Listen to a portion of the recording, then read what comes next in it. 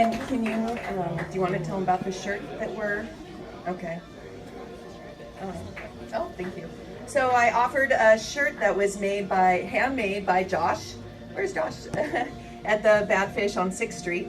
And I just wanted to just say a couple words about, to me, how big this issue is. I'm with an organization called Witness for Peace Southwest, and we're a Latin American solidarity organization. We're an organization that began in the 1980s with the Reagan Wars against Central America, and tried to witness for the small villages in Central America that were being devastated by, unfortunately, our tax dollars. And it's kind of tough because when you talk about those wars in the 1980s, people have such a conception of Ronald Reagan, everything. We can all understand and kind of maybe agree on Vietnam in one way or another, but people don't really know about Central America.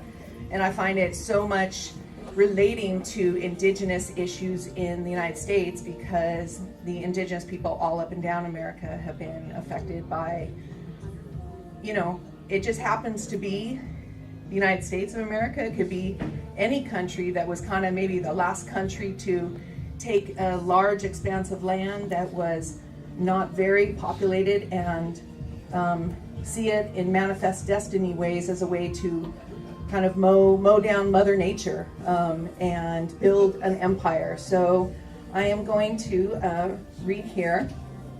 So we're auctioning off a t-shirt that was made at Bad Fish that after Fidel Castro died, I had made, and we're selling. And this one is auctioned off. This is a woman's, but there's also men's. And it says, "Never fear, Fidel was here." He was perhaps the biggest thinker in the world, and it's unfortunate that not a lot of people know. So here's my eulogy. Dear friends, this is an enormous day, an inevitable day, a sad day, and yet like Fidel himself embodied, it is also a very powerful day. When 9/11 happened and the American people were bewildered and lied to and bamboozled into being clueless as to world events, I said at the time that when Fidel Castro died, it would be the same. An event of the same enormity has occurred, and sadly the ignorance and lies in our media will only distort.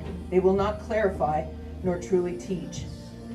The whole world's people know what just happened, except the American people.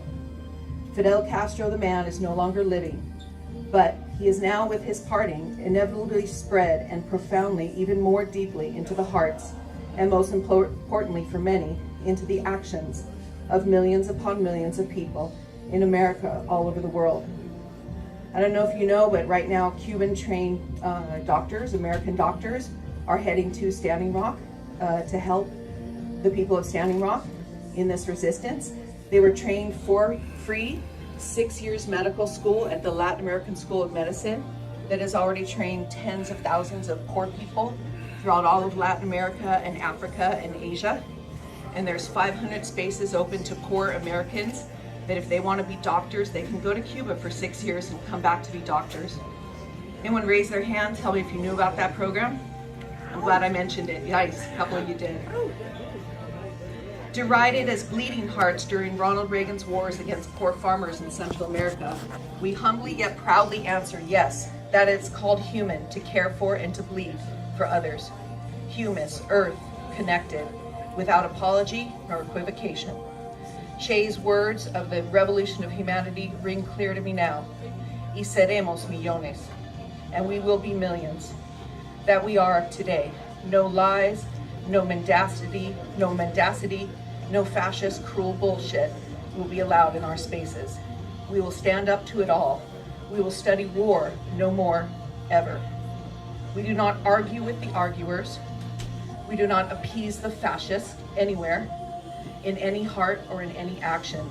We will name you, we will out you, we will resist you, and we will build and show another way because we have seen it.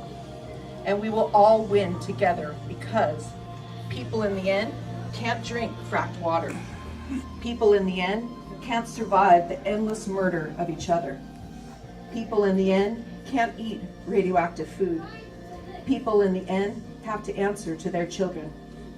People in the end will choose survival over lies. Life you see will trump capitalism. Amen. And of course, too, in the end, people cannot do what nature does, sustain us all on this gorgeous planet, in this gorgeous space called life. Nature bats last. Fidel knew that, and in his last lovely years, his focus was on planet Earth and on what we need as people to do to survive on it. He focused on three main themes as I saw it: nuclear war, climate change, and yes, growing food. In fact, in several of his last meetings with world leaders, sustainable, i.e. life-sustaining agriculture, was his main topic and concern in his conversation.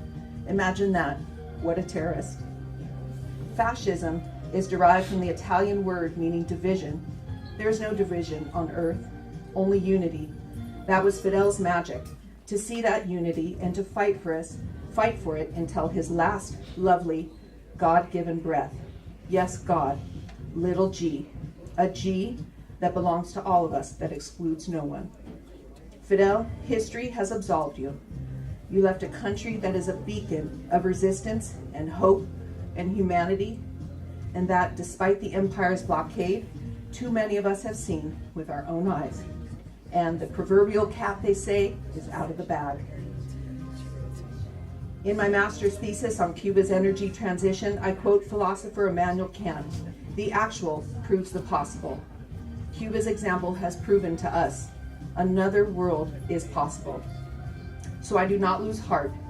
I am sad today, of course, but emboldened and very, very grateful for my understanding, my knowledge, and my ability to serve. So I made this shirt, "Never fear, Fidel was here." Presente. Thank you. Woo!